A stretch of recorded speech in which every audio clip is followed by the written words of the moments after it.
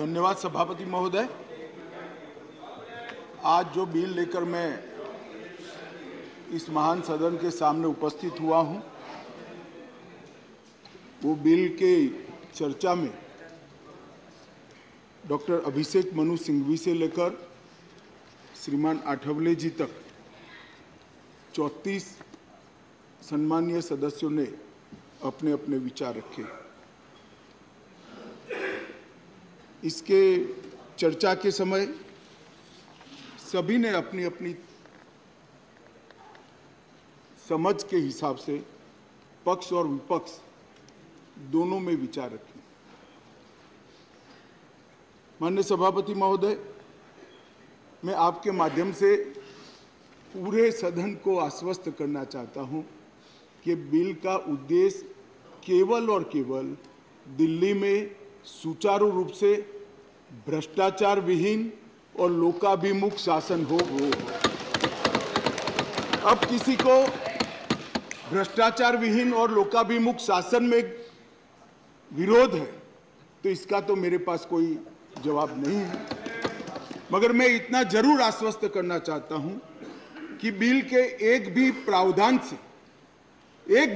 से मान्यवर पहले जो व्यवस्था थी जब इस देश में कांग्रेस की सरकार थी, वो व्यवस्था में किंचित मात्र भी परिवर्तन नहीं हो रहा है। मान्यवर, मैं आज जो बिल लेकर आपके सामने उपस्थित हुआ हूं, वो महामहिम राष्ट्रपति जी के 19 मई 2023 को राष्ट्रीय राजधानी क्षेत्र दिल्ली में सेवाओं के प्रशासन और प्रबंधन से जुड़े अध्यादेश जो उन्होंने प्रख्यापित किया था, वो अध्यादेश से बनी हुई व्यवस्था के स्थान पर विधि द्वारा बनी हुई व्यवस्था को प्रस्तावित करने के लिए बिल लाया। ये इसका मूल उद्देश्य है। मैं सारी बातों का डिटेल जवाब दूंगा कि बिल क्यों लाना पड़ा, अध्यादेश लाने की जल्दी क्या थी, ये बिल कैसे संविधान सम्मत है, ये बिल कैसे सुप्रीम कोर्ट के जजमेंट को किसी भी एंगल से, किसी भी तरह से इसको वायोलेट नहीं करता है। ये सारी चीजों का मैं जरूर जवाब दूंगा। माननीय महोदय, चूंकि इतनी लंबी चर्चा इस सदन ने करी है, मैं दिल्ली की स्थिति को थोड़े शब्दों में जरूर सदन के सामने रखना चाहूंगा।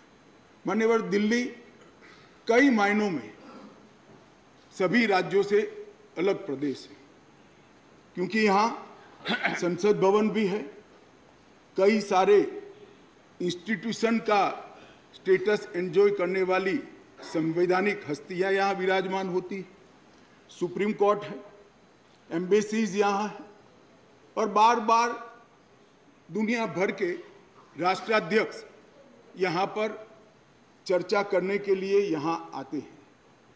मान्यवर, इसीलिए दिल्ली को यूनियन टेरिटरी बनाया गया है। स्टेट लिस्ट के मुद्दों पर यहाँ की सरकार को सीमित मात्रा में अधिकार दिए हैं। दिल्ली असेंबली के साथ मगर सीमित अधिकारों के साथ यूनियन टेरिटरीज है। तो आगे पर जिसको भी दिल्ली में चुनाव लड़ना है, इसको दिल्ली के एक कैरेक्टर को समझना चाहिए। मान्यवर, मैं जब पंचायत का चुनाव लड़ता हूं और पार्लियामेंट के अधिकारों की मांग करता हूं, तो ये संवैधानिक रूप से पूरे नहीं हो सकते। हम जब चुनाव लड़ते हैं दिल्ली के एमएलए का या चीफ मिनिस्टर की दावेदारी करते हैं, तब हमको मालूम होना चाहिए कि यूनियन टेरिटरीज है। और सपना तो मुझे कोई भी आ सकता है, मगर चुनाव में जो लड़ता हूं इसके हिसाब से भी हो सकता, स्वप्न पूरे हो सकते हैं। और अगर देश का प्रधानमंत्री बनना है तो संसद का चुनाव लड़ना पड़ता है, दिल्ली के एमएलए का चुनाव से नहीं लड़ना पड़ता है। माननीय अध्यक्ष महोदय, दिल्ली के शासन का इतिहास भी मैं जरा बताना चाहता हूं। स्वतंत्रता पूर्व भी दिल्ली कई सालों से किसी न किसी प्रकार से देश का सत्ता का केंद्र रहा, राजधानी रहा।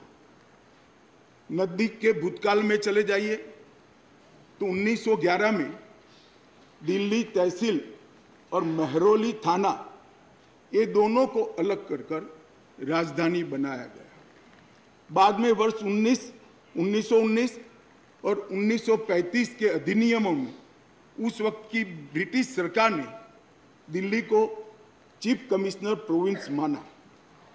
स्वतंत्रता के समय के जब संविधान बनने की प्रक्रिया हुई, उस वक्त दिल्ली के स्टेटस के बारे में पट्टाभी सीतारामैया और बाबा साहेब आम्बेडकर की एक कमेटी बनी और ड्राफ्टिंग कमेटी ने दिल्ली की स्थिति को लेकर विस्तृत विचार विमर्श किया। माननीय सभापति महोदय, पट्टाभी सीतारामैया समिति ने दिल्ली को लगभग राज्य स्तर का दर्जा देने की सिफारिश की थी। उसी कमेटी के चर्चा के वक्त पंडित नेहरू, सरदार पटेल, सी राजगोपालाचारी, डॉक्टर राजेंद्र प्रसाद और स्वयं डॉक्टर अंबेडकर जैसे नेताओं ने इसका अलग अलग तर्क देकर विरोध किया था। मान्यवर, 1949 में संविधान के अंतिम मसौदे के साथ संविधान सभा के अध्यक्ष को भेजी गई डॉक्टर अंबेडकर की रिपोर्ट का मैं पेरा पढ़ना चाहता हूं। जहां तक दिल्ली का सवाल है, हमें ऐसा लगता है कि भारत के राजधानी के रूप में शायद ही किसी स्थानीय प्रशासन के अधीन दिल्ली को रखा जा सकता है। संयुक्त राज्य अमेरिका में संसद राजधानी के संबंध में पूर्ण विधायी शक्ति का अधिकार रखती है। ऑस्ट्रेलिया में भी ऐसा है। आगे अंबेडकर की रिपोर्ट कहती है, किसी विशेष क्षेत्र के मामले में क्या किया जाना है, ये राष्ट्रपति अपने आदेश द्वारा निर्धारित करेंगे। निसंदेह वह अन्य मामलों की तरह इसमें भी जिम्मेदार मंत्रियों की सलाह पर काम करेंगे। यदि वह चाहे तो दिल्ली में एक उपराज्यपाल रख सकते हैं। वह आदेश द्वारा एक स्थानीय विधायिका भी बन सकता है और इसके संगठन एवं शक्तियों का प्रावधान संसद कर सकती है। मान्यवर, श्रीमान मनोज जी ने कहा कि मैं कोटेशन को पढ़ाता हूं। मनोज जी, अगर इसी प्रकार के कोटेशन का इंटरप्रिटेशन आप जेएनयू में पढ़ाते होंगे तो विद्यार्थियों की बुरी गत होगी। कोटेशन का रेफरेंस मान्यवर कई मायनों में बदलता है, मगर भौगोलिक स्थिति और राजधानी का अस्तित्व ये तो आज भी वही है। ये जो रिपोर्ट है वो इसलिए दिल्ली को पूर्ण राज्य बनाने के साथ सहमत नहीं थी कि दिल्ली राजधानी क्षेत्र है। मनोज जी जरा समझा दे सदन को कि आज क्या दिल्ली राजधानी नहीं है? आज दिल्ली की राजधानी का महत्व समाप्त हो चुका है। कोटेशन कुछ ऐसे होते हैं मनोज जी जो पृथ्वी के अंत तक सत्य सनातन होते हैं, बदलते नहीं। कुछ कोटेशन ऐसे भी होते हैं। मान्यवर, स्वतंत्रता के बाद पार्ट सी स्टेट एक्ट 1951 से दिल्ली को विधानसभा दी गई, किंतु विधानसभा की शक्तियां सीमित एवं संसद के कानून के तहत रखी गई। ये भी सोच समझ कर किया गया।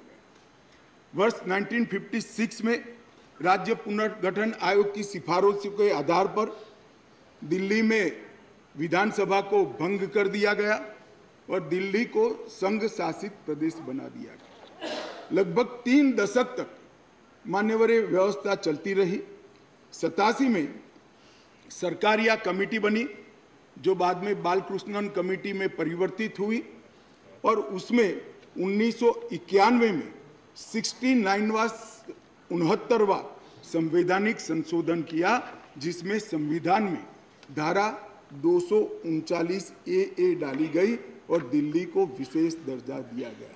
मैं इस बात पर पूरे सदन का ध्यान आकृष्ट करना चाहता हूं कि दिल्ली के रेफरेंस में संविधान का जब भी जिक्र करते हैं दिल्ली के शासन को मिले हुए अधिकारों के लिए, तब संविधान में धारा 239A को पढ़ना होगा, क्योंकि ये विशेष धारा है जो यूटी राजधानी क्षेत्र को व्याख्यायित करती है और उसकी शासन संबंधी सभी व्यवस्थाओं को इसमें वर्णित किया गया है। अब इसमें आप यहाँ पर ऐसा भाषण करेंगे कि आज दिल्ली की बारी है, कल उड़ीसा की है, आज दिल्ली की बारी है, कल आंध्र प्रदेश की है, आज दिल्ली की बारी है, कल फलाने राज्य की है। कोई संसद सदस्य ऐसी बातें सुन के अपना मत नहीं बदलेगा। राघव जी, आप जरा भी चिंता मत करिए।